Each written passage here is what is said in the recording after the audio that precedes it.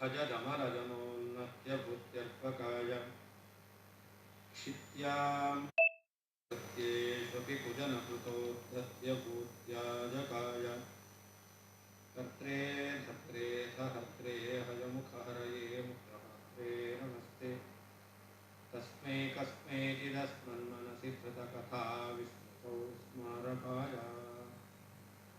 तपो विद्याविरक्त्यादिसद्गुणौघाकरानहं वादिराजगुरून् वन्दे हयग्रीवपदाश्रयान् दुर्वादिध्वान्तरवये वैष्णवेन्दीवरेन्दवे श्रीराघवेन्द्रगुरवे नमोऽत्यन्तदयालवे तपस्वाध्याय शुश्रूषा कृष्णपूजारतं मुनिं विश्वेशमिष्टदं वन्दे परिव्राट्चक्रवर्तिनं श्रीगुरुभ्यो नमः। यदि श्रुत्या पुच्छमेव ब्रह्मलक्षणवत्तदा श्रुतेर्बलात् ब्रह्म भवेत् अनन्यार्थाय तस्त्वियम्।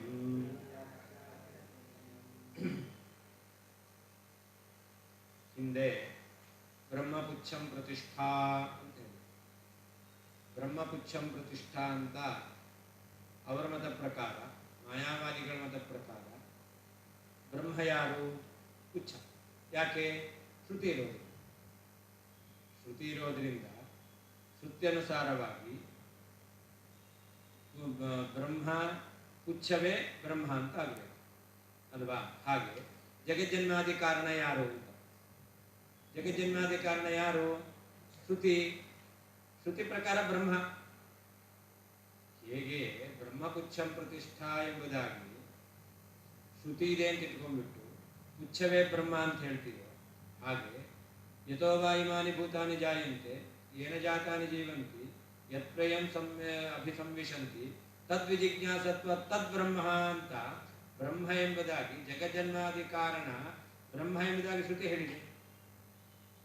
ಶ್ರುತಿಯನ್ನು ಇಟ್ಟುಕೊಂಡು ನೀವು ಪುಚ್ಛವನ್ನೇ ಬ್ರಹ್ಮ ಅಂತ ಹೇಳೋದು ಅಂತಾದರೆ ಶ್ರುತಿಯನ್ನು ಇಟ್ಟುಕೊಂಡು ಜಗತ್ಕಾರಣ ಬ್ರಹ್ಮ ಅಂತಲೇ ಹೇಳಬೇಕು.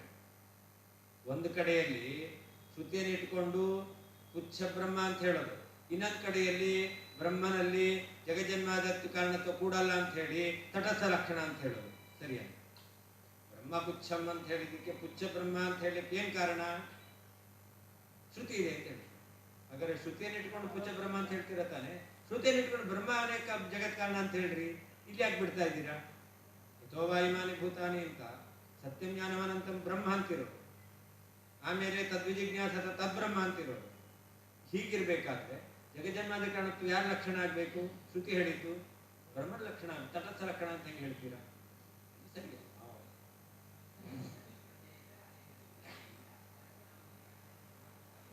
ಏನು?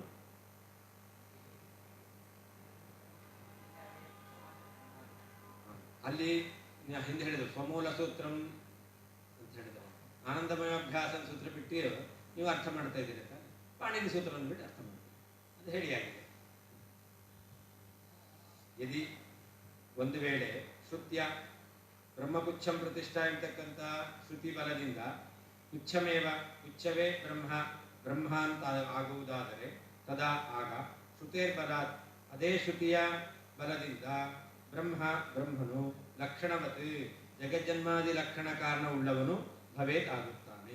ಯತಃ ಏಕೆಂದರೆ ಇಯಂ ಯಾವ ಯಥೋವಾ ಇಮಾನಿ ಭೂತಾನಿ ಎಂತಕ್ಕಂಥ ಶ್ರುತಿಯು ಅನನ್ಯಾರ್ಥ ಬೇರೆ ಅರ್ಥವನ್ನು ಹೇಳುವುದಿಲ್ಲ. ಇದು ಒಂದು ವೇಳೆ ಶ್ರುತ್ಯ ಬ್ರಹ್ಮಪುಚ್ಛಂ ಪ್ರತಿಷ್ಠಾ ಎಂತಕ್ಕಂತಹ ಶ್ರುತ್ಯನುಸಾರವಾಗಿ ಶ್ರುತಿ ಬಲದಿಂದ ಪುಚ್ಛಮೇವ ಪುಚ್ಛವೇ ಬ್ರಹ್ಮ ಬ್ರಹ್ಮ ಅಂತಾಗುವುದಾದರೆ ತದಾ ಆಗ ಶ್ರುತೇರ್ಬಲ ಯಥೋವಾ ಇಮಾನಿ ಭೂತಾನಿ ಎಂತಕ್ಕಂಥ ಶ್ರುತಿ ಬಲದಿಂದಲೇ ಬ್ರಹ್ಮ ಬ್ರಹ್ಮನು ಲಕ್ಷಣವತ್ ಜಗಜ್ಜನ್ಮಾದಿ ಲಕ್ಷಣವುಳ್ಳವನು ಭವೇತ್ ಆಗುತ್ತಾನೆ. ಯತಃ ಏಕೆಂದರೆ ಇಯಂ ಯಥೋವಾ ಇಮಾನಿ ಭೂತಾನಿ ಎಂತಕ್ಕಂಥ ಶ್ರುತಿಯು ಅನನ್ಯಾರ್ಥ ಬೇರೆ ಅರ್ಥವುಳ್ಳದ್ದು ಆಗುವುದಿಲ್ಲ. ಶ್ರೌತ ಬ್ರಹ್ಮಪದ ಪ್ರಯೋಗ ಪುಚ್ಛಸ್ಯ ಬ್ರಹ್ಮತ್ವವತು ತತ್ರಾಪಿ ಬ್ರಹ್ಮಪದ ಪ್ರಯೋಗಾದೇವ ಜಗತ್ಕಾರಣಸ್ಯ ಬ್ರಹ್ಮತ್ವಮಿತ್ಯಾಹ ಯದೀತಿ. ಎಲ್ಲಿ ಶ್ರುತಿಯಲ್ಲಿ ಬ್ರಹ್ಮಪದ ತಿಳಿದು ಬರ್ತಾ ಇದೆ, ಕೇಳಿ ಬರ್ತಾ ಇದೆ. ಬ್ರಹ್ಮಶಪದ ಇರೋದರಿಂದಾಗಿ ಪುಚ್ಛವನ್ನು ಬ್ರಹ್ಮ ಅಂತ ಹೇಳ್ತೀರಾ ಅಂತಾದರೆ ಶ್ರೌತ ಬ್ರಹ್ಮಪದ ಪ್ರಯೋಗ, ಶ್ರುತಿಯಲ್ಲಿ ಬ್ರಹ್ಮಪದ ಪ್ರಯೋಗ ಮಾಡಿರೋದರಿಂದಾಗಿ ಪುಚ್ಛಸ್ಯ ಬ್ರಹ್ಮತ್ವ, ಬ್ರಹ್ಮಪುಚ್ಛಂ ಪ್ರತಿಷ್ಠಾ, ನೀವೇನು ಹೇಳ್ತೀರಾ? ಪುಚ್ಛವೇ ಬ್ರಹ್ಮ ಅಂತ ಹೇಳ್ತೀರಾ. ಹಾಗೆ ತತ್ರಾಪಿ ಜಗಜ್ಜನ್ಮಾದಿ ಕಾರಣತ್ವವನ್ನು ಹೇಳ್ತಕ್ಕಂಥ ಶ್ರುತಿಯಲ್ಲಿಯೂ ಕೂಡ ಬ್ರಹ್ಮಪದ ಪ್ರಯೋಗಾದೇವ ಸತ್ಯಂ ಜ್ಞಾನಮನಂತಂ ಬ್ರಹ್ಮ ತದ್ವಿಜಿಜ್ಞಾಸಸ್ವ ತದ್ಬ್ರಹ್ಮ ಎಂಬುದಾಗಿ ಬ್ರಹ್ಮಪದ ಇರೋದರಿಂದಲೇ ಜಗತ್ಕಾರಣಸ್ಯ ಬ್ರಹ್ಮತ್ವಂ, ಜಗತ್ಕಾರಣನಾದವನು ಬ್ರಹ್ಮನೇ ಆಗಬೇಕು ಇತ್ಯಾಹ. ತದಾ ಲಕ್ಷಣವತ್ ಇತ್ಯಾದಿ ಯೋಜನಾ, ಯಾವ ರೀತಿ ಅನ್ವಯ ಮಾಡ್ಕೊಳ್ಬೇಕು? ತದಾ ಲಕ್ಷಣವತ್ ಬ್ರಹ್ಮ, ಅವನೇ ಜಗಜ್ಜನ್ಮಾದಿ ಕಾರಣ ಆಗಬೇಕು. ಯತಃ ಯಸ್ಮಾತ್ ಇಯಂ ಅಂದರೆ ಈ ಶ್ರುತಿಯು ಅನನ್ಯಾರ್ಥ ಉಕ್ತ ರೀತ್ಯ ಅನ್ಯಾರ್ಥ ಶೂನ್ಯ. ಶ್ರುತಿಗೆ ಯಥೋವಾಯುಮಾನಿ ಭೂತಾನೆ ಅನ್ನೋದಕ್ಕೆ ನೀವು ಹೇಳಿದಾಗ ಅವಿದ್ಯಾ ಎಂತಕ್ಕಂಥದ್ದು ಜಗಜ್ಜನ್ಮಾದಿ ಕಾರಣ ಅಂತ ಹೇಳಲಿಕ್ಕೆ ಬರೋದಿಲ್ಲ. ಯಾಕೆ? ಏನ ಜಾತಾನಿ ಜೀವಂತಿ ಯತ್ಪ್ರಯಂತಿ, ಅದಕ್ಕೆಲ್ಲ ಅಜ್ಞಾನದಲ್ಲಿ ಸಮನೆ ಮಾಡಲಿಕ್ಕೆ ಬರೋದಿಲ್ಲ. ತದ್ಬ್ರಹ್ಮ ಅಂತ ಅದನ್ನ ಪರಾಮರ್ಶ ಮಾಡಲಿಕ್ಕೂ ಬರೋದಿಲ್ಲ. ಅನ್ಯಾರ್ಥ ಉಳ್ಳತ್ತಲ್ಲ. ಅತಃಸೂತ್ರಮಿವೋಕ್ತಂಚ ಬಹಿಃಸೂತ್ರಂ ವಿಸೃಜ್ಯತಾಂ. ಅದರಿಂದ ಸೂತ್ರ ಯಾವ ರೀತಿಯಲ್ಲಿ ಇದೆಯೋ ಅದೇ ರೀತಿಯಲ್ಲಿ ಬಹಿಃಸೂತ್ರಂ, ನೀವು ಸೂತ್ರವನ್ನು ತ್ಯಾಗ ಮಾಡಿದ್ದೀರ. ಹಾಗಾದರೆ ಯಾವ ಸೂತ್ರಕ್ಕೆ ನೀವು ವ್ಯಾಖ್ಯಾನ ಮಾಡಲಿಕ್ಕೆ ಹೊರಟಿದ್ದೀರೋ ಅಂಥ ಸೂತ್ರವನ್ನೇ ತ್ಯಾಗ ಮಾಡಿದ್ದೀರಾ. ಅದರ ಬದಲು ಏನು ಮಾಡ್ರಿ? ಬಹಿಃಸೂತ್ರ ವಿಸರ್ಜತ, ಏನು ಹೊರಗಡೆ ಇರತಕ್ಕಂತಹ ಅಂದರೆ ಶಾಸ್ತ್ರಕ್ಕೆ ಸಂಬಂಧ ಪಡದೇ ಇರತಕ್ಕಂತಹ ಪಾಣಿನಿ ಸೂತ್ರ ಅದನ್ನು ನೀವು ಬಿಡ್ರಿ. ಅತಃ ಅಂತಃಸೂತ್ರಮಿವ, ಅಂತಃಸೂತ್ರ ಅಲ್ಲ ಅಂತಃಸೂತ್ರಮಿವ, ಭಾಷ್ಯಕ್ಕೆ ಮೂಲವಾದಂತಹ ಅಂತರಂಗವಾದಂತಹ ಸೂತ್ರದಂತೆ ಉಕ್ತಂ ನೀನು ಹೇಳಿದ ಬಹಿಃಸೂತ್ರಂ ಶಾಸ್ತ್ರಕ್ಕೆ ಸಂಬಂಧ ಪಡದೇ ಇರತಕ್ಕಂತಹ ಸೂತ್ರವು ವಿಸೃಜ್ಯತಾಂ ಬಿಡಲ್ಪಡಲಿ.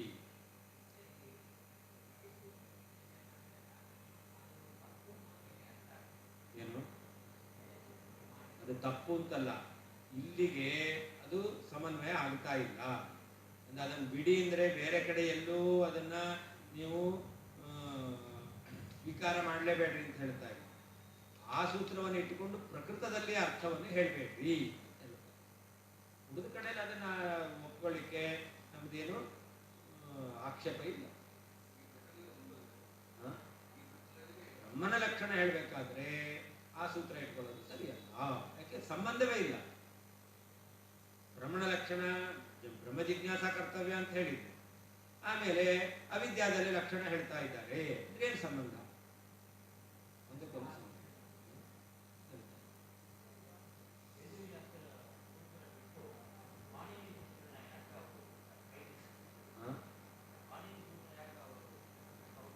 ಅದೇ ತಪ್ಪು ಅಂತ ನಾವು ಹೇಳ್ತಾ ಇದ್ದೇವೆ. ಯತಃ ಅನ್ನೋದಕ್ಕೆ ಅವ್ರ ದೃಷ್ಟಿ ಅಲ್ಲೇ ಹೋಯ್ತು. ಯಥಾ ಅಂತಕ್ಕಂಥದ್ದು ಜನಿಕರ್ತ ಪ್ರಕೃತಿ ನಿಂತಿದೆ. ಆದ್ದರಿಂದ ಈ ಕಾರಣ ಅಂದ್ರೆ ಉಪಾದಾನ ಕಾರಣ, ಉಪಾದಾನ ಕಾರಣ ಅದು ಅವಿದ್ಯಾ ಅಂತ ಈ ರೀತಿಯಲ್ಲಿ ಅವರು ಪ್ರತಿಪಾದನೆ ಮಾಡಿದ್ದಾರೆ. ಆ ದೃಷ್ಟಿಯೇ ಸರಿ ಇಲ್ಲ.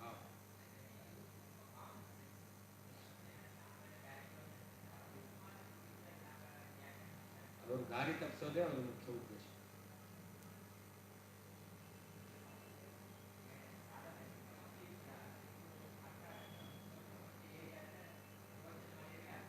ಆದರೆ ನಿಮಗೆ ದ್ವೈತ ಸಂಸ್ಕಾರ ಇರೋದ್ರಿಂದ ಹಂಗಾಗುತ್ತೆ. ಅದ್ವೈತ ಸಂಸ್ಕಾರ ಇದ್ದುಬಿಟ್ರೆ ಬ್ರಹ್ಮ ವಾಚ್ಯನೇ ಅಲ್ಲ, ಬ್ರಹ್ಮಜ್ಞೇಯನೇ ಅಲ್ಲ ಅಲ್ವಾ? ಹಾಗಾದ್ರೆ ಬ್ರಹ್ಮನನ್ನು ಜಿಜ್ಞಾಸೆ ಮಾಡಬೇಕು ಅಂತಂದ್ರೆ ಬ್ರಹ್ಮ ಜ್ಞಾನ ವಿಷಯನೇ ಅಲ್ಲ, ಜಿಜ್ಞಾಸೆ ಮಾಡಬೇಕು.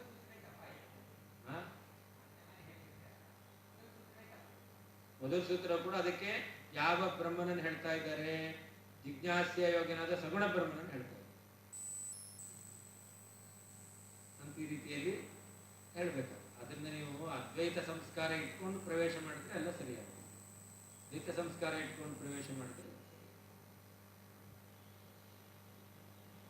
ಅಂತಃಸೂತ್ರಮಿವ ಅಂತರಂಗ ಸೂತ್ರದಂತೆ ಉಕ್ತಂ ನೀನು ಹೇಳಿದ ಬಹಿಸೂತ್ರಂ ವಾಕ್ಯ ಸೂತ್ರವು ವಿಸೃಜ್ಯತಾ ಬಿಡಲ್ಪಡಲಿ. ಪ್ರಾಕ್ ಪಾಣಿನಿ ಸೂತ್ರ ವಿರೋಧೆ ಆಶಂಕಿತೆ ತಸ್ಯೈವ ಸೂತ್ರಾಂತರ ಸಮಾಧಾನಂ ಕೃತಂ. ಅಧುನಾ ಗೌತಮ ಸೂತ್ರವತ್ ಶ್ರುತಿ ಪ್ರತಿಕೂಲಾರ್ಥಕತಕಂ ತತ್ಸೂತ್ರಮೇವ ಉಪೇಕ್ಷಮಿತ್ಯಾಹ ಅಂತಃ ಇತಿ. ಅಂತಃ ಸ್ವಸೂತ್ರಂ ಬ್ರಹ್ಮಸೂತ್ರಂ ಉಕ್ತಂ ಸೂತ್ರಂ ಪಾಣಿನಿ ಸೂತ್ರಂ. ಹಿಂದೆ ಪಾಣಿನಿ ಸೂತ್ರ ವಿರೋಧ ಎಂಬತಕ್ಕಂಥದ್ದು ಬರುತ್ತೆ ಅಂತ ಹೇಳಿದಾಗ ಆಶಂಕಿದೆ. ತಸ್ಯೈವ ಸೂತ್ರಾಂತರ ಸಮಾಧಾನಂ ಕೃತಂ. ಅದಕ್ಕೇನೆ ಇನ್ನೊಂದು ಸೂತ್ರದಿಂದ, ಯಾವ ಸೂತ್ರದಿಂದ? ಸಾರ್ವವಿಭಕ್ತಿಕಾ ತಸಿಹಿ ಅಂತಕ್ಕಂಥ ಪಾಣಿನಿ ಸೂತ್ರದಿಂದಲೇನೆ ಸಮಾಧಾನವನ್ನು ಹೇಳಿದ್ದ.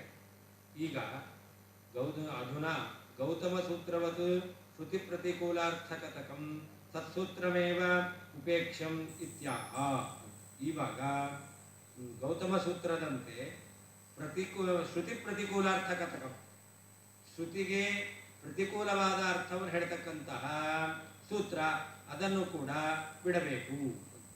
ಯಾವುದದು? ಅಂತಹ ಸ್ವಸೂತ್ರ ಅಂದರೆ ಯಾವುದು? ಅಂತಹ ಅಂದರೆ ಬ್ರಹ್ಮಸೂತ್ರ ಅಂತ ಅರ್ಥ. ಅದಕ್ಕೆ ಉಕ್ತ ಸೂತ್ರ ಅಂದರೆ ಯಾವುದು? ಪಾಣಿನಿ ಸೂತ್ರ ಎಂಬುದಾಗಿ. ಅದರಿಂದ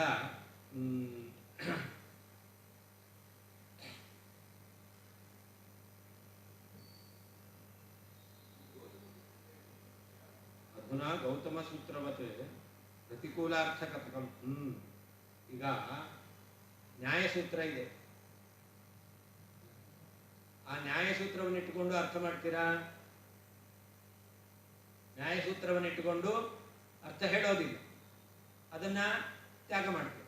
ಹಾಗೆ ನ್ಯಾಯಸೂತ್ರವನ್ನು ಯಾವ ರೀತಿಯಲ್ಲಿ ಪರಿತ್ಯಾಗ ಮಾಡ್ತೀರೋ ಅದೇ ರೀತಿಯಲ್ಲಿ ಪಾಣಿನಿ ಸೂತ್ರವನ್ನು ಕೂಡ ಪರಿತ್ಯಾಗ ಮಾಡ್ರಿ.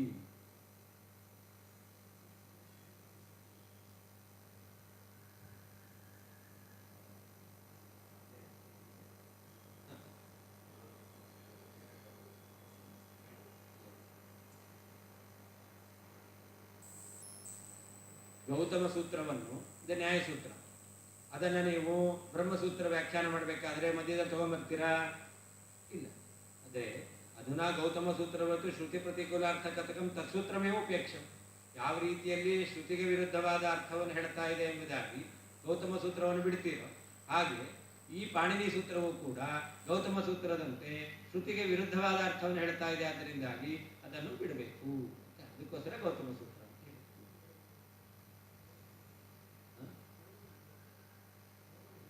ಅದೇ ನ್ಯಾಯಸೂತ್ರ, ಗೌತಮ ಸೂತ್ರ ಅಂದ್ರೆ ನ್ಯಾಯಸೂತ್ರ. ಅಂತಹ ಸ್ವಸೂತ್ರಂ ಅಂದ್ರೆ ಬ್ರಹ್ಮಸೂತ್ರ ಅಂತ. ಉಕ್ತಂ ಸೂತ್ರಂ ಅಂತಂದ್ರೆ ಪಾಣಿನಿ ಸೂತ್ರ. ಯದಿತೆ ಪಾಣಿನೇ ಸೂತ್ರೇ ಹರಾತ್ ಶ್ರುತಿರತಿಸ್ಕೃತಿಃ ಲಕ್ಷಣಸ್ಯ ತಟಸ್ಥತ್ವಂ ತರ್ಹಿ ವ್ಯಾಸಾನುಶಾಸನಾತ್ ಬ್ರಹ್ಮಾನಂದಮಯಂ ಭೂಯಾತ್ ಉಚ್ಛಂ ಸ್ಯಾತ್ ತವ ಪೃಷ್ಠತಃ. ಒಂದು ವೇಳೆ ಪಾಣಿನಿ ಸೂತ್ರದಲ್ಲೇನೆ ನಿನಗೆ ಅಷ್ಟೊಂದು ಆಧಾರ ಇದೆ, ಆದ್ದರಿಂದ ಶ್ರುತಿಯ ತಿರಸ್ಕಾರ, ಶ್ರುತ್ಯರ್ಥವನ್ನು ತ್ಯಾಗ ಮಾಡಬೇಕಾಗುತ್ತೆ. ಆವಾಗ ಶ್ರುತಿಯಿಂದ ಪಾಣಿನಿ ಸೂತ್ರವನ್ನು ಇಟ್ಕೊಂಡಿರೋದ್ರಿಂದ ಶ್ರುತಿಗೆ ಏನು ಮಾಡಬೇಕು? ತಟಸ್ಥ ಲಕ್ಷಣ, ಅವಿದ್ಯಾದಲ್ಲಿ ಲಕ್ಷಣ ಬರ್ತಾ ಇದೆ ಅಂತ ಹೇಳೋದು ಅಂತಾದರೆ ಆವಾಗ ಪಾಣಿನಿ ಸೂತ್ರಾನುಸಾರೇಣ ನೀವೇನು ಮಾಡಿದ್ರಿ? ಸೂತ್ರ ಬೇಕು ಅಂತೂ ನೀವು ಅರ್ಥ ಹೇಳಬೇಕು ಅಂತಂದರೆ ಯಾವುದಾದ್ರೂ ಒಂದು ಸೂತ್ರ ಬೇಕು ನಿಮಗೆ. ಆದ್ದರಿಂದಾಗಿ ಪಾಣಿನಿ ಸೂತ್ರಾನುಸಾರೇಣ ಆ ಲಕ್ಷಣವನ್ನು ನೀವೇನು ಮಾಡಿದ್ದೀರಾ? ಅವಿದ್ಯಾಕ್ಕೆ ಲಕ್ಷಣ ಅಂತ ಹೇಳಿದೆ ಅಲ್ವಾ? ಹಾಗೆ ಇಲ್ಲಿಯೂ ಕೂಡ ಬ್ರಹ್ಮಪುಚ್ಛಂ ಅಂತಿದೆಯಲ್ಲ, ಆ ಬ್ರಹ್ಮಪುಚ್ಛಂ ಎಂಬತಕ್ಕಂದಾಗೆ ಶ್ರುತಿ ಏನು ಬಂತ ಹೇಳ್ತಾ ಇದೆ? ಬ್ರಹ್ಮನನ್ನು ಪುಚ್ಛ ಅಂತ ಹೇಳ್ತಾ ಇದೆ ಅಂತ ನಿಮ್ಮ ಅರ್ಥ ಹೇಳ್ತಾ ಇದೆ. ಆದರೆ ನಿಮಗೆ ಶ್ರುತ್ಯರ್ಥದಲ್ಲಿ ನೀವು ಬಿಟ್ಟಿದ್ದೀರಾ. ಎಲ್ಲಿ? ಯಥೋವಾಯುಮಾನಿ ಭೂತಾನಿ ಎಂಬ ಬ್ರಹ್ಮನಲ್ಲಿ ಲಕ್ಷಣವನ್ನು ಹೇಳ್ತಾ ಇದೆ, ನೀವು ಸೂತ್ರವನ್ನು ಇಟ್ಟುಕೊಂಡು ಅದನ್ನು ತಿರಸ್ಕಾರ ಮಾಡಿದ್ದೀರಿ. ಹಾಗೆ ಇಲ್ಲೂ ಕೂಡ ಬ್ರಹ್ಮಪುಚ್ಛಂ ಎಂಬಲ್ಲಿಯೂ ಕೂಡ ಸೂತ್ರವನ್ನು ಇಟ್ಕೊಳ್ಬೇಕು. ಯಾವ ಸೂತ್ರ? ವೇದವ್ಯಾಸದೇವರ ಸೂತ್ರ. ಪಾಣಿನಿ ಸೂತ್ರವನ್ನು ಇಟ್ಟುಕೊಂಡು ವೇದದ ಅರ್ಥವನ್ನು ಬಿಟ್ಟಿದ್ದೀರಾ. ಇಲ್ಲಿ ಬ್ರಹ್ಮಪುಚ್ಛಮೆಂಬಲ್ಲಿ ವೇದವ್ಯಾಸದೇವರ ಸೂತ್ರವನ್ನು ಇಟ್ಟುಕೊಂಡು ಆ ಅರ್ಥವನ್ನು ಬಿಡ್ರಿ. ಅದರಿಂದ ಪುಚ್ಛ ಇದೆಯಲ್ಲ ಅದು ನಿಮಗೆ ಸೇರ್ಕೊಳ್ಳಿ ಅಂತಾರೆ, ತಮಾಷೆ ಮಾಡ್ತಾ ಇದ್ದಾರೆ. ಹೀಗೆ ಆ ಪುಚ್ಛ ಎಂತಕ್ಕಂಥದ್ದು ಬಾಲ ಅದು ತವ ಪೃಷ್ಠತಃ ಸ್ಯಾತ್, ಆ ಬಾಲ ನಿಮಗೆ ಬೇಕಾದ್ರೆ ಸೇರ್ಕೊಳ್ಳಿ, ಬ್ರಹ್ಮನನ್ನು ಪುಚ್ಛ ಅಂತ ಹೇಳಬೇಡಿ. ಬ್ರಹ್ಮಪುಚ್ಛಂ ಅಂತ ಹೇಳಿದ್ದು ಸರಿಯಲ್ಲ. ಯದಿ ಒಂದು ವೇಳೆ ತೇ ನಿನಗೆ ಪಾಣಿನೇಹೇ ಸೂತ್ರೆ ಜನಿಕರ್ತ ಪ್ರಕೃತಿ ಎಂತಕ್ಕಂತಹ ಪಾಣಿನಿ ಸೂತ್ರದಲ್ಲಿ ಭರಾತ್ ಆದರ ಇರುವುದರಿಂದ, ಭರಾತ್ ಸೂತ್ರೇ ಭರಾತ್ ಶ್ರುತಿ ತಿರಸ್ಕೃತಿ, ಭಾರಾತ್ ಅಂತಿದೆಯಾ? ಭಾರ ಅಲ್ಲ, ಭರಾತ್. ನಿರ್ಭರ ಅಂತ ಹೇಳ್ತೇವಲ್ಲ, ಭಾರ ಅಲ್ಲ ಭರ, ಅದರಲ್ಲಿ ಆದರ ಅಂತ ಆದರ ಇರೋದ್ರಿಂದ ಶ್ರುತಿ ತಿರಸ್ಕೃತಿ. ನೀವು ಯಥೋವಾ ಇಮಾನಿ ಭೂತಾನಿ ಅಂತಕ್ಕಂಥ ಶ್ರುತಿಯನ್ನು ನೀವು ತಟಸ್ಥ ಲಕ್ಷಣ ಅಂತ ಹೇಳ್ತೀರಾ ಅಂತಾದರೆ ಲಕ್ಷಣಸ್ಯ ತಿರಸ್ಕಾರ ಮಾಡಿ ಲಕ್ಷಣಸ್ಯ ಜಗಜನ್ಮಾದಿ ಕಾರಣತ್ವ ಲಕ್ಷಣಕ್ಕೆ ತಟಸ್ಥತ್ವವನ್ನು ಹೇಳ್ತೀರಾ ಅಂತಾದರೆ ತರ್ಹಿ ಆಗ ವ್ಯಾಸಾನುಶಾಸನ ವೇದವ್ಯಾಸದೇವರ ಸೂತ್ರಬಲದಿಂದ ಆನಂದಮಯನು ಬ್ರಹ್ಮಭೂಯಾತ್ ಬ್ರಹ್ಮನೇ ಆಗಲಿ. ಪುಚ್ಛಂ ಆ ಬಾಲವು ಪಾದವು ತವ ಪೃಷ್ಠತಃ ನಿನ್ನ ಹಿಂದೆ ಸ್ಯಾತ್ ಇರಲಿ. ಬ್ರಹ್ಮಪುಚ್ಛ ಅಂತ ಹೇಳಿದ್ದು ಸರಿಯಲ್ಲ.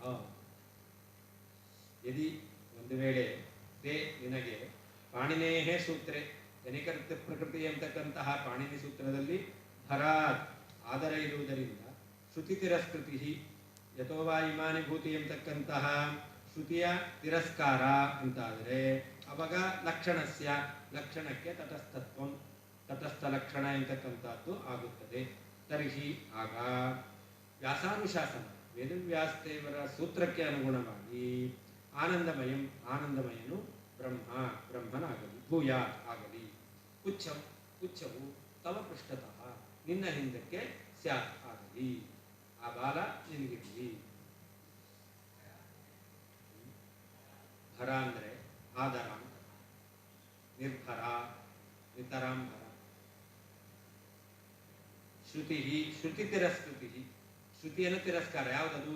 ಯಥೋವಾ ಇಮಾನೀತಿ ಶ್ರುತಿ ತಿರಸ್ಕಾರ, ಯಥೋವಾ ಇಮಾನಿ ಭೂತಾನಿ ಜಾಯಂತೆ. ಇದನ್ನು ಅವರು ಬ್ರಹ್ಮ ಪರವಾಗಿ ಹೇಳ್ತಾ ಇದ್ರು, ಅವಿದ್ಯಾ ಪರವಾಗಿ ಹೇಳ್ತಾರೆ, ಅಂದ್ರೆ ಶ್ರುತಿ ತಿರಸ್ಕಾರ. ವ್ಯಾಸಾನುಶಾಸನ ಜನ್ಮಾದ್ಯಸ್ಯೇತಃ ಇತಿ ಆನಂದಮಯೋಭ್ಯಾಸಾದಿತಿ ಚ ವ್ಯಾಸಸೂತ್ರಾತ್. ಜನ್ಮಾದ್ಯಸ್ಯ ಯತಃ ಅವರು ಬ್ರಹ್ಮ ಜಿಜ್ಞಾಸ ಅಂತ ಹೇಳಿಬಿಟ್ಟು ಆಮೇಲೆ ಜನ್ಮಾದ್ಯಸ್ಯ ಯತಃ ಅಂತ ಸೂತ್ರವನ್ನು ಮಾಡಿದ್ದಾರೆ. ಹಾಗೆ ಆನಂದಮಯ ಅಭ್ಯಾಸ ಸೂತ್ರ ಮಾಡಿದ್ದಾರೆ. ಈ ಸೂತ್ರಾನುಸಾರೇಣ ಏನಾಗಬೇಕು? ಬ್ರಹ್ಮನನ್ನೇ ನೀವು ಆನಂದಮಯ ಅಂತ ಹೇಳಬೇಕು, ಪುಚ್ಛವನ್ನು ಬ್ರಹ್ಮ ಅಂತ ಹೇಳೋದು ಸರಿಯಲ್ಲ. ಲಕ್ಷಣಸ್ಯ ತಟಸ್ಥತ್ವಂ ಭೂಯಾತ್ ಬಹಿರ್ಭೂಯಾತ್. ಲಕ್ಷಣ ಎಂತಕ್ಕಂಥದ್ದು ಅದು ತಟಸ್ಥ ಎಂಬತಕ್ಕಂಥದ್ದು ಆಗಲಿ ಅಂತಂದ್ರೆ ಅದು ತಟಸ್ಥ ಅಂತ ಹೇಳಿದ್ದಾರೆ. ಅದು ಬ್ರಹ್ಮನಲ್ಲಿ ಇಲ್ಲ, ಬ್ರಹ್ಮನಿಗಿಂತ ಬೇರೆ ಕಡೆ ಇದೆ ಅಂತ ಆಗ್ತಾ ಇತ್ತು. ಆನಂದಮಯಂ ಬ್ರಹ್ಮಭೂಯಾತ್. ಹೀಗೆ ಬ್ರಹ್ಮ ಪುಚ್ಛಮೆಂಬಲ್ಲಿ ಪುಚ್ಛವನ್ನು ಅವರು ಬ್ರಹ್ಮ ಅಂತ ಹೇಳಿದ್ದಾರೆ, ಆನಂದಮಯ ಬ್ರಹ್ಮನಾಗಲಿ. ಪುಚ್ಛಂ ಕೋಶ ಪುಚ್ಛತ್ವೇನಾಭಿಮತಂ ಪುಚ್ಛಂ ತವ ಪೃಷ್ಠತಃ ಸ್ಯಾದಿತಿ ಯೋಜನಾ. ಪುಚ್ಛ ಅಂತಂದ್ರೆ ಆನಂದಮಯನ ಕೋಶ, ಆನಂದಮಯ ಕೋಶ ಅದರ ಪುಚ್ಛ. ಆ ಆನಂದಮಯ ಕೋಶದ ಪುಚ್ಛ ಅದು ನಿನ್ನ ಪುಚ್ಛ ಆಗಲಿ, ಅವನು ಬ್ರಹ್ಮ ಆಗೋದು ಬೇಡ. ವ್ಯಾಸಸೂತ್ರ ವಿರೋಧ ಆನಂದಮಯಸ್ಯ ಕೋಶತಾಮಂಗೀಕೃತ್ಯ ತತ್ಪುಚ್ಛಸ್ಯೈವ ಬ್ರಹ್ಮತಾವಾದಂ ಪೃಷ್ಠೇ ನಿಕ್ಷಿಪ. ವೇದವ್ಯಾಸದೇವರ ಸೂತ್ರ ವಿರೋಧ ಬರ್ತಾ ಇದೆ. ಆದ್ದರಿಂದಾಗಿ ಆನಂದಮಯ ಕೋಶ ಎಂತಕ್ಕಂಥದ್ದನ್ನು ಅಂಗೀಕಾರ ಮಾಡಿದೆಯಾನೆ.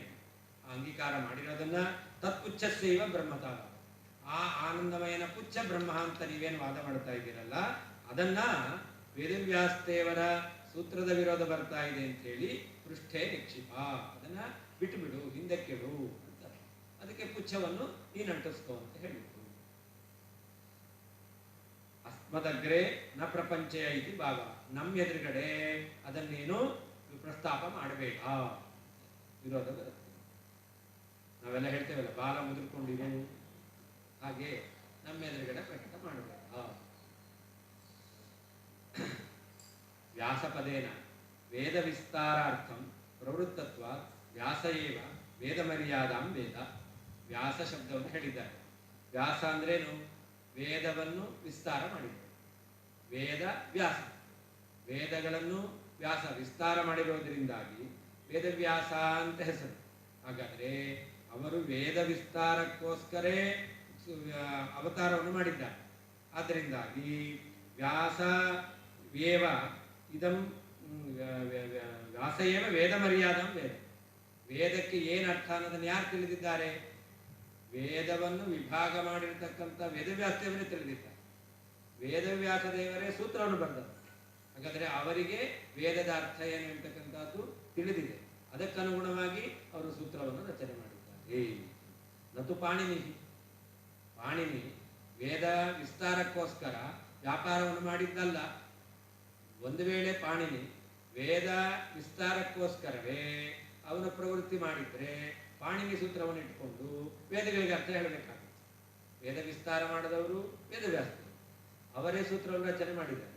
ವೇದ ವಿಸ್ತಾರ ಮಾಡಿ ವೇದಾರ್ಥ ನಿರ್ಣಾಯಕವಾದ ಬ್ರಹ್ಮಸೂತ್ರವನ್ನು ರಚನೆ ಮಾಡಿರ್ತಕ್ಕಂತಹ ವೇದವ್ಯಾಸ ದೇವರ ಸೂತ್ರಕ್ಕೆ ಅನುಗುಣವಾಗಿಯೇ ಅರ್ಥ ಮಾಡಬೇಕಷ್ಟೇ ಹೊರತು ಪಾಣಿನಿ ಸೂತ್ರಕ್ಕೋಸ್ಕರ ಪಾಣಿನಿ ಸೂತ್ರಕ್ಕೆ ಅನುಗುಣವಾಗಿ ಅರ್ಥ ಮಾಡೋದು ಸರಿಯಲ್ಲ. ಅತಃ ವೇದಾರ್ಥ ನಿರ್ಣಯ ವ್ಯಾಸಸೂತ್ರಮೇವ ಅನುಸರ್ತವ್ಯ ಇದು ಸೂಚನೆ. ವೇದಗಳ ಅರ್ಥವನ್ನು ನಿರ್ಣಯ ಮಾಡಲಿಕ್ಕೆ ಯಾವ ಸೂತ್ರದ ಅನುಸರಣೆ ಮಾಡಬೇಕು? ವೇದವ್ಯಾಸ ದೇವರ ಸೂತ್ರವನ್ನೇ ಅನುಸರಣೆ ಮಾಡಬೇಕು, ಪಾಣಿನಿ ಸೂತ್ರವನ್ನು. ವೇದವ್ಯಾಸ ದೇವರು ಪೀರಿಯಡ್ಗೂ ಇವರು ಪಾಣಿನಿ ಸೂತ್ರ ಪೀರಿಯಡ್ಗೂ ಟೈಮ್ ತಪ್ಪು. ವೇದವ್ಯಾಸ ದೇವರು ದ್ವಾಪರ ಯುಗದಲ್ಲಿ ಸೂತ್ರ ಭಾಷೆ ಬರೆದ್ರಲ್ಲ ಆಚಾರ್ಯ, ಅವರ ಪೀರಿಯಡ್ಗೂ ನಮ್ಮ ಪಾಣಿನಿ ಸೂತ್ರ ಪೀರಿಯಡ್. ಪಾಣಿನಿ ಸೂತ್ರ ಅಂತಕ್ಕಂಥದ್ದು ಮೊದಲೇ ಆಚಾರ್ಯರು ಈಗ 800 ಇವರ ಪಾಣಿನಿ ಈಗ ಇನ್ನು 11ನೇ ಶತಮಾನದಲ್ಲಿ ಇದ್ದದ್ದು. 200 years difference ಬರ್ತಾರೆ. 200 years nearly. ವೇದವ್ಯಾಸ ದೇವರು ಇನ್ನೂ ದ್ವಾಪರ ಯುಗದಲ್ಲಿ ಇದ್ದರು, ಕಲಿಯುಗದಲ್ಲಿ ಅಲ್ವೇ ಅಲ್ಲ.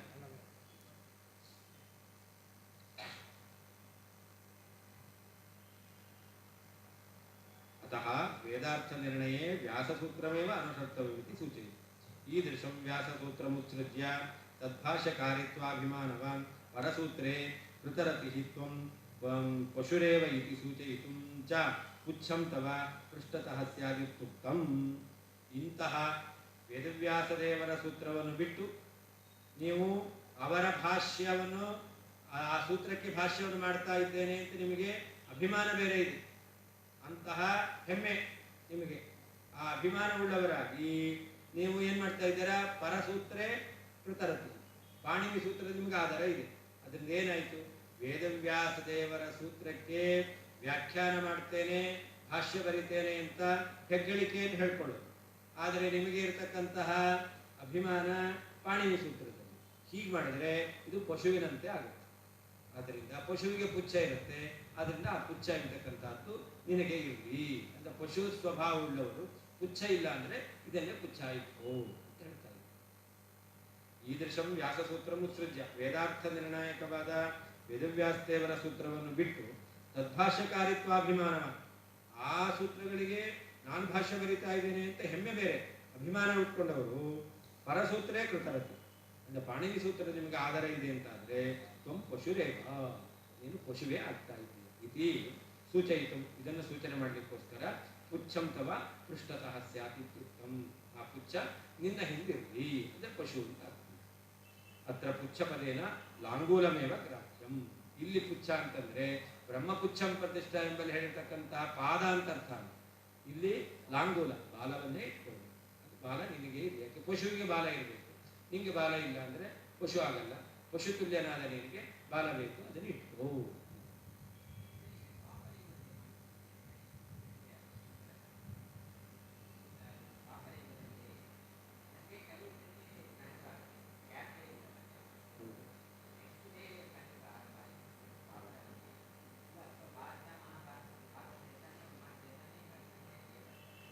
ಅದರಿಂದ ಹಾಗೆ ಬರ್ತಾರೆ.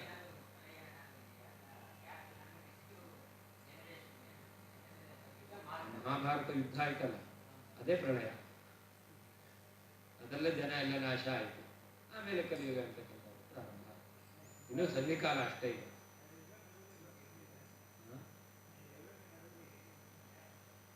ಇಲ್ಲ ಹಾಗೆ ಯಾವಾಗಲೂ ಅಷ್ಟೇ.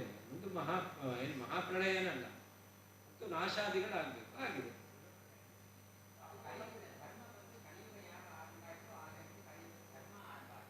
ಅದು ಯಾವತ್ತು ದುರ್ಯೋಧನ ಭೂಮಿಗೆ ಬಿದ್ದನೋ ಅವತ್ತಿಂದ ಕಲಿಯುಗ ಪ್ರಾರಂಭ ಆಯಿತು.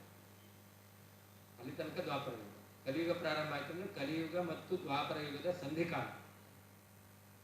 ದ್ವಾಪರ ಯುಗದ ಸಂಧಿಕಾಲ, ಕಲಿಯುಗದ ಸಂಧಿಕಾಲ, ಒಟ್ಟು 400 ವರ್ಷ ಸಂಧಿಕಾಲ.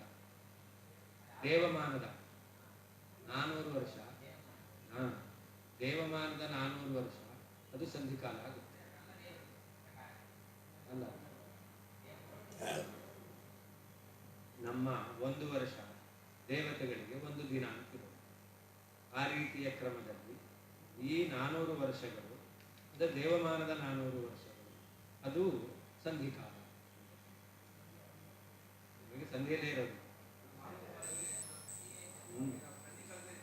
ಹೌದು. ಯಾವಾಗ ಇರ್ತಾರೆ? ಇದ್ದೇವಲ್ಲ, ಇದೇ ಸಂಧಿಕಾಲ.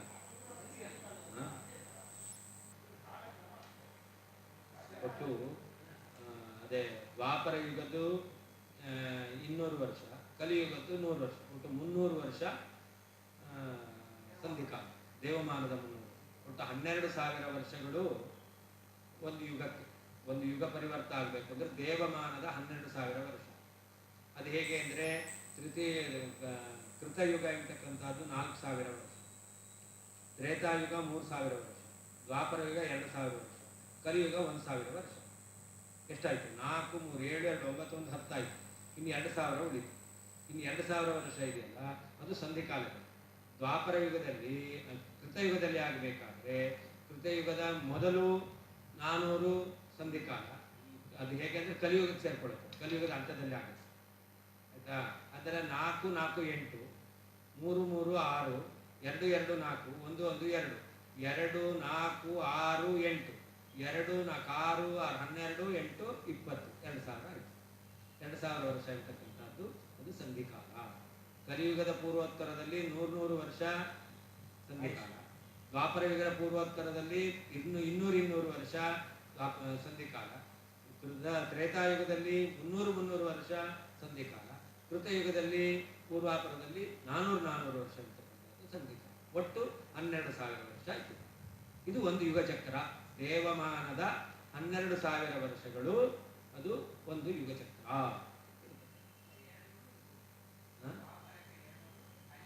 100 ಸಂಧಿಕಾಲ. ಈ ಕಲಿಯುಗ ಮುಗೀತು ಅಂತಂದ್ರೆ ಅವಾಗ 500 ವರ್ಷ ಸಂಧಿಕಾಲ ಆಗುತ್ತೆ.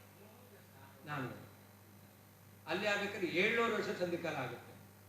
ಎಲ್ಲಿ ಕೃತಯುಗ ಮುಗಿದು ದ್ವಾಪರ ಯುಗ ಬರಬೇಕಾದ್ರೆ, ತ್ರೇತಾಯುಗ ಬರಬೇಕಾದ್ರೆ, ತ್ರೇತಾಯುಗ ಮುಗಿದು ದ್ವಾಪರ ಯುಗ ಬರಬೇಕಾದ್ರೆ 500 ವರ್ಷ ಸಂಧಿಕಾಲ ಆಗುತ್ತೆ. ಈ ಸಂಧಿಕಾಲದಲ್ಲಿ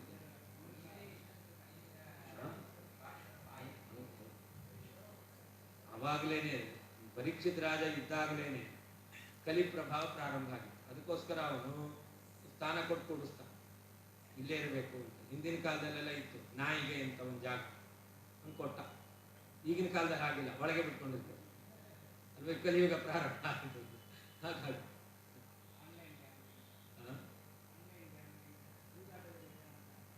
ಹೌದು.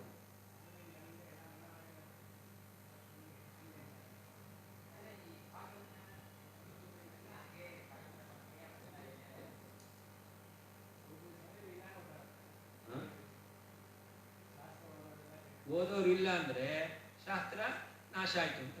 ಓದೋರಿದ್ರೆ ಶಾಸ್ತ್ರ ಉಳ್ಕೊಂಡಿದೆ ಅಂತ.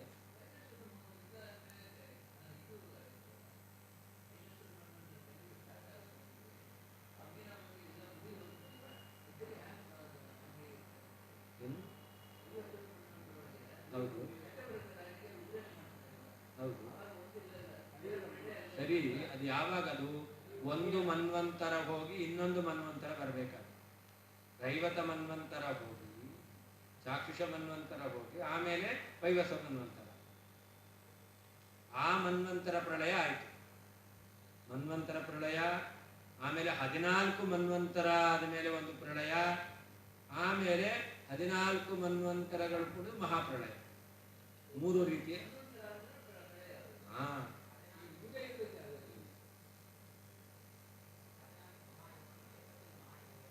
ಅದೇ 71 ಬಾರಿ 4 ಯುಗ ಪರಿವರ್ತನೆ ಆದರೆ ಒಂದು ಮನ್ವಂತರ. ಆ ಒಂದು ಮನ್ವಂತರ ಮುಗಿದು ಇನ್ನೊಂದು ಮನ್ವಂತರ ಬೇಕಾದರೆ ಒಂದು ಪ್ರಳಯ ಆಗುತ್ತೆ. ಅದಾದ ಮೇಲೆ ಇಂತಹ 14 ಮನ್ವಂತರ ಮುಗಿದ್ರೆ ಅವಾಗ ಒಂದು ಪ್ರಳಯ ಆಗುತ್ತೆ. ಆಯ್ತಾ? ಅದು ದಿನಕ್ಕೆ ಪ್ರಳಯ ಅಂತ ಹೇಳಿ. ಯಾಕೆ 14 ಮನ್ವಂತರಗಳು ಬ್ರಹ್ಮದೇವರಿಗೆ ಒಂದು ಹಗಲು. 14 ಮನ್ವಂತರಗಳು ಮುಗಿದ್ರೆ ಬ್ರಹ್ಮದೇವರಿಗೆ ಒಂದು ಹಗಲು. ಒಂದು ರೀತಿ ಹಗಲು ಮುಗೀತು ಅಂತಂದ್ರೆ ಪ್ರಳಯ ಆಗುತ್ತೆ. ಪುನಃ 14 ಮನ್ವಂತರ ಒಂದು ಬಾರಿ ಆಗಿದೆ, ಅದು ಬ್ರಹ್ಮದೇವರಿಗೆ ಒಂದು ರಾತ್ರಿ, ಅವಾಗ ಪುನಃ ಪ್ರಳಯ. ಇದು ಮನ್ವಂತರ ಪ್ರಳಯ ಅಂತ. ಆಮೇಲೆ ಮಹಾಪ್ರಳಯ.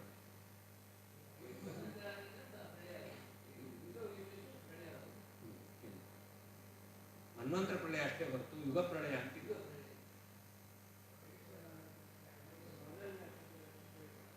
ಏನು 28ನೇ ಚತುರ್ಯುಗ, ವೈವಸ್ವತ ಮನ್ವಂತರದಲ್ಲಿ ಕಲಿಯುಗ ಈಗ 28ನೇ ಬಾರಿ ನಡೀತಾ ಇದೆ. ಅಷ್ಟಾವಿಂಶತಿತಮೇ ಕಲಿಯುಗೆ ನಾವು ಹೇಳ್ತೇವೆ. 27 ಬಾರಿ 4 ಯುಗ ಮುಗಿದು ಹೋಗಿದೆ. 71 ಬಾರಿ ಆಗಬೇಕಲ್ಲ. 71 ಬಾರಿಯಲ್ಲಿ ಈಗ 27 ಬಾರಿ ಮುಗಿದಿದೆ. ಇದು 28ನೇ ನಡೀತಾ ಇದೆ. ಇನ್ನು ಪುನಃ ಅದೇ ರೀತಿ.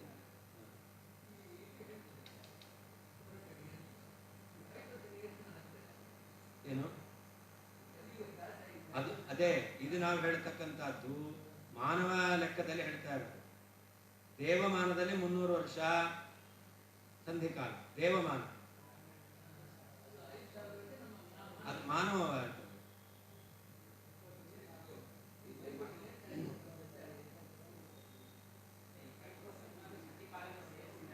ಏನು ಹೌದು, ಆ ಸಂಧಿಕಾಲವನ್ನು ಸಂಧಿಕಾಲದಲ್ಲೇ ಇದ್ದೇವೆ, ಇನ್ನು ಪ್ರಾರಂಭ ಆಗಿಲ್ಲ.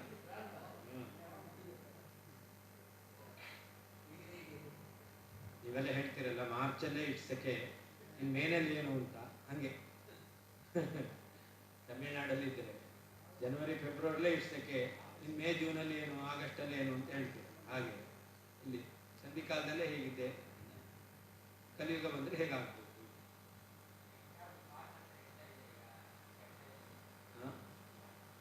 ಅದರಿಂದ ದ್ವಾಪರ ಯುಗದ ಪ್ರಭಾವ ಇದೆ.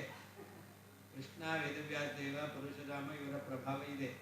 ಅದರಿಂದಾಗಿ ಫ್ಯಾನು ಕರೆಂಟ್ ಹೋದರೂ ಕೂಡ ಒಂದು 2 ಸೆಕೆಂಡ್ ತಿರುಗುತ್ತೆ. ಹಾಗೆ ದ್ವಾಪರ ಯುಗ ಕಳೆದು ಹೋದರೂ ಕೂಡ ಇನ್ನೂ ಅದರ ಪ್ರಭಾವ ಇದೆ. ಅದರಿಂದ ನಡೀತದೆ.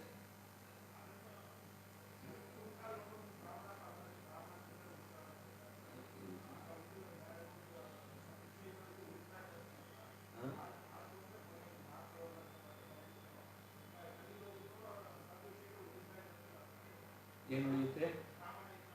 ಇದ್ದೇ ಇರ್ತಾರೆ, ಅದರಲ್ಲಿ ಯಾರೋ ಒಬ್ಬೊಬ್ರು ಇರ್ತಾರೆ.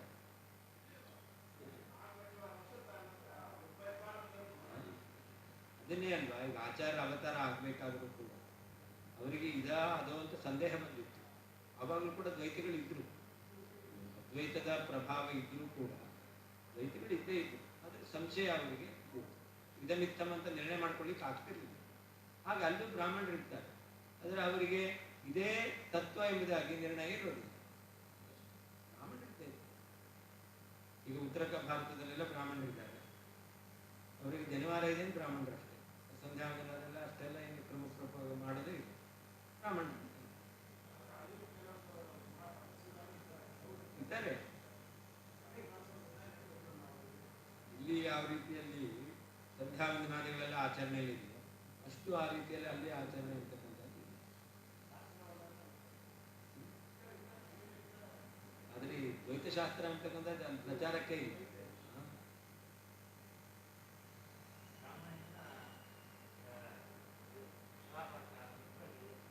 ಎಲ್ಲಿ ಇದು ಚೆನ್ನಾಗಿದೆ. ಅತಃ ಪುಚ್ಛ ಶ್ರುತಿಸ್ತೇ ಭೂತ್ ह्रस्वकोपेन पुच्छवत् ಏಕಸಂಧಿತ್ಸತೋ ವಾಕ್ಯಂ ಅಪರಂ ಚವತೆ ಯತಃ. ಅದರಿಂದ ಬ್ರಹ್ಮಪುಚ್ಛಂ ಪ್ರತಿಷ್ಠಾ ಎಂತಕ್ಕಂಥ ಶ್ರುತಿ ಇದೆಯಲ್ಲ, ಇದು ನಿನಗೆ ಒಟ್ಟು ಕೋಪೀನದಂತೆ ಆಯಿತು. ಹ್ರಸ್ವ ಕೋಪೀನ ಪುಚ್ಛವತ್ ಈ ಶ್ರುತಿ ಇದೆಯಲ್ಲ, ಇದು ಸಣ್ಣದಾದ ಕೋಪೀನದಂತೆ ಆಯಿತು. ಯಾಕೆ ಏಕಂ ಸಂಧಿತಃ ಅಪರಂ ಚವತ್. ಮುಂದ್ಗಡೆ ಸಿಗಿಸ್ಕೋಬೇಕು ಅಂದರೆ ಹಿಂದ್ಗಡೆ ಜಾರಬಹುದು, ಹಿಂದ್ಗಡೆ ಸಿಗಿಸ್ಕೋಬೇಕು ಅಂತಂದರೆ ಮುಂದ್ಗಡೆ ಜಾರಬಹುದು. ಹಾಗೆ ಬ್ರಹ್ಮಪುಚ್ಛಂ ಪ್ರತಿಷ್ಠಾ ಎಂಬುದಾಗಿ ನೀನು ಬ್ರಹ್ಮನನ್ನೇ ಆನಂದಮಯನ ಪುಚ್ಛ ಅಂತ ಹೇಳ್ತೀಯ ಅಂತ ಯಾಕೆ ಶ್ರುತಿಯನ್ನು ಇಟ್ಟುಕೊಂಡು ಅಂತ ಹೇಳಿದ್ರೆ, ಅವಾಗ ಯಥೋವಾಯುಮಾನಿ ಭೂತಾನಿ ಎಂಬುದಾಗಿ ಬ್ರಹ್ಮನಿಗೆ ಜಗಜನ್ಮಾದಿ ಕಾರಣತ್ವ ಹೇಳಬೇಕು. ಶ್ರುತಿ ಹೇಳಿದೆ ಬ್ರಹ್ಮನಿಗೆ ಜಗಜನ್ಮಾದಿ ಕಾರಣತ್ವವನ್ನೇ ಹೇಳ್ತೀಯ, ಶ್ರುತಿಗೆ ಅನುಸಾರ. ಒಂದು ವೇಳೆ ಯಥೋವೈಮಾನಿ ಶ್ರುತಿ ಇದ್ರೂ ಕೂಡ ನೀನು ಆ ಬ್ರಹ್ಮನಲ್ಲಿ ಜಗಜನ್ಮಾದಿ ಕಾರಣತ್ವ ಒಪ್ಪಲ್ಲ ಅಂತಂದ್ರೆ, ಹಾಗಾದ್ರೆ ಬ್ರಹ್ಮಪುಚ್ಛಂ ಪ್ರತಿಷ್ಠೆ ಅಂತಕ್ಕಂಥ ಶ್ರುತಿ ಇದೆ ಅಂದ್ರೂ ಕೂಡ ಅಲ್ಲಿ ಪುಚ್ಛವನ್ನೇ ಬ್ರಹ್ಮ ಅಂತ ಹೇಳಬೇಡ, ಆನಂದವೇನೇ ಬ್ರಹ್ಮ ಅಂತ ಹೇಳು. ಇಲ್ಲಿ ನೀನು ಪುಚ್ಛವನ್ನು ಬ್ರಹ್ಮ ಅಂತ ಹೇಳ್ತೀಯ ಅಂತಂದ್ರೆ ಜಗಜನ್ಮಾದಿ ಕಾರಣ ಬ್ರಹ್ಮ ಅಂತ ಹೇಳು. ಜಗಜನ್ಮಾದಿ ಕಾರಣ ಬ್ರಹ್ಮ ಅಲ್ಲ ಅಂತ ಹೇಳಿದ್ರೆ ಬ್ರಹ್ಮಪುಚ್ಛಂ ಎಂಬಲ್ಲಿ ಪುಚ್ಛನನ್ನು ಬ್ರಹ್ಮ ಅಲ್ಲ ಅಂತ ಹೇಳ್ಬೇಕು.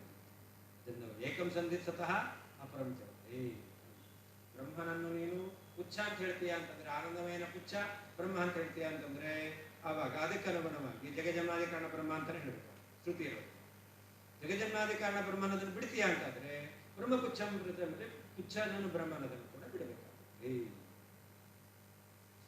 ಅತಃ ಹಿಂದೆ ಹೇಳಿದಂತಹ ಕಾರಣದಿಂದ ಪುಚ್ಛ ಶ್ರುತಿ, ಪುಚ್ಛ ಎಂತಕ್ಕಂಥ ಬ್ರಹ್ಮಪುಚ್ಛಂ ಪ್ರತಿಷ್ಠ ಎಂತಕ್ಕಂಥ ಶ್ರುತಿಯು ತೇ ನಿನಗೆ ಹ್ರಸ್ವಕೌಪೀನ ಪುಚ್ಛವತ್, ಚಿಕ್ಕದಾದ ಕೌಪೀನದ ತುದಿಯಂತೆ ಅಭೂತ್ ಆಯಿತು. ಇಲ್ಲಿ ಪುಚ್ಛ ಕೌಪೀನ ಪುಚ್ಛವತ್ ಅಂದರೆ, ಪುಚ್ಛ ಅಂದರೆ ಇದು ಕೊನೆ ಭಾಗ.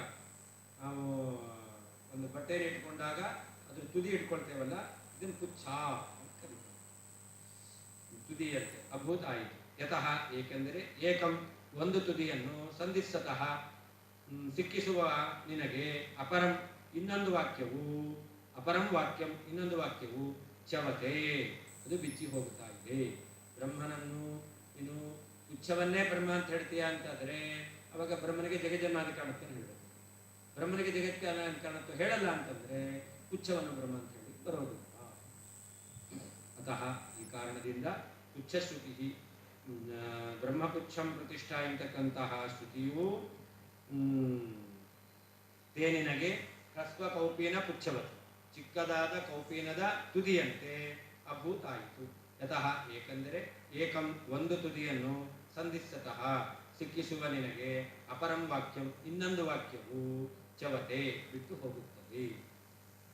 ಅತಃ ಪೂರ್ವೋಕ್ತ ನಿಮಿತ್ತ, ಹಿಂದೆ ಹೇಳಿದಂತಹ ಕಾರಣದಿಂದ ಅಂದರೆ ಶ್ರುತಿ ಇರೋದರಿಂದಾಗಿ ವೇದವ್ಯಾಸ ದೇವರ ಸೂತ್ರಕ್ಕೆ ಅನುಗುಣವಾಗಿ ಬ್ರಹ್ಮನಲ್ಲೇ ಜಗಜನ್ಮಾದಿ ಕಾರಣತ್ವವನ್ನು ಹೇಳಬೇಕು ಅಂತ ಹೇಳಿದ್ದೇವೆ. ಆದ್ದರಿಂದ ತೇ ಪುಚ್ಛ ಶ್ರುತಿ ಯತಃ ಯಸ್ಮಾತ್ ಅಂತ ಅರ್ಥ. ಏಕಂ ಸೂತ್ರಮುಲ್ಲಂಘ್ಯ ಶ್ರುತಿಬಲಾತ್ ಪುಚ್ಛಸ್ಯೈವ ಬ್ರಹ್ಮತ್ವಂ. ಸೂತ್ರವನ್ನು ಆನಂದಮಯೋಭ್ಯಾಸ ಅಂತಕ್ಕಂಥ ಸೂತ್ರವನ್ನು ಬಿಟ್ಟು ನೀವೇನು ಮಾಡ್ತಾ ಇದ್ದೀರಾ, ಶ್ರುತಿ ಇದೆ ಅಂತ ಇಟ್ಕೊಂಡು ಪುಚ್ಛನನ್ನೇ ಬ್ರಹ್ಮ ಅಂತ ಹೇಳ್ತಾ ಇದ್ದೀರಾ. ಅಪರಂ ಪಾಣಿನಿ ಸೂತ್ರಮಾಶ್ರಿತ್ಯ ಶ್ರುತಿ ಸೂತ್ರೋಕ್ತ ಲಕ್ಷಣಸ್ಯ ತಟಸ್ಥತ್ವಕರಣಂ. ಪಾಣಿನಿ ಸೂತ್ರವನ್ನು ಇಟ್ಟುಕೊಂಡು ನೀವೇನು ಮಾಡ್ತಾ ಇದ್ದೀರಾ, ಯಥೋವಾಯುಮಾನಿ ಭೂತಾನಿ ಅಂತಕ್ಕಂಥದ್ದು ತಟಸ್ಥ ಲಕ್ಷಣ ಅಂತ ಹೇಳ್ತಾ ಇದ್ದೀರಾ. ಇದು ಏಕಂ ಸಂಧಿತ್ಸತಃ ಅಪರಂ ಚವತೆ ಅಂತ ಆಗ್ತಾ ಇದೆ. ಅತಃ ಇತಿ ಪೂರ್ವೇಣ ಅನ್ವಯ. ಆದ್ದರಿಂದ ನಿನಗೆ ಒಟುಕೋಪಿನ ನ್ಯಾಯ ಅಂತಕ್ಕಂಥದ್ದು ಇದೆಯಲ್ಲ, ಅದು ನಿನಗೆ ಆಗ್ತಾ ಇದೆ, ಅದು ಸರಿಯಲ್ಲ.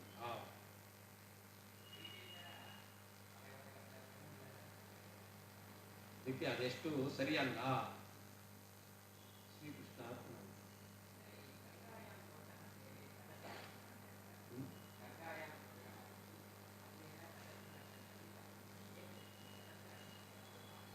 ಅಲ್ಲಿ ಲಕ್ಷಣ ಅಷ್ಟೇ, ತಟಸ್ಥ ಲಕ್ಷಣ. ಗಾಯಾಮ ಗೋಷ್ಠದಲ್ಲಿ ಲಕ್ಷಣ ಮಾಡಬೇಕು. ಲಕ್ಷಣ ಅಂದರೆ ಮುಖ್ಯಾರ್ಥ ಕೂಡಲ್ಲ, ಅಮುಖ್ಯಾರ್ಥವನ್ನು ಸ್ವೀಕಾರ ಮಾಡೋದು ಅದು ಲಕ್ಷಣ ಅಂತ.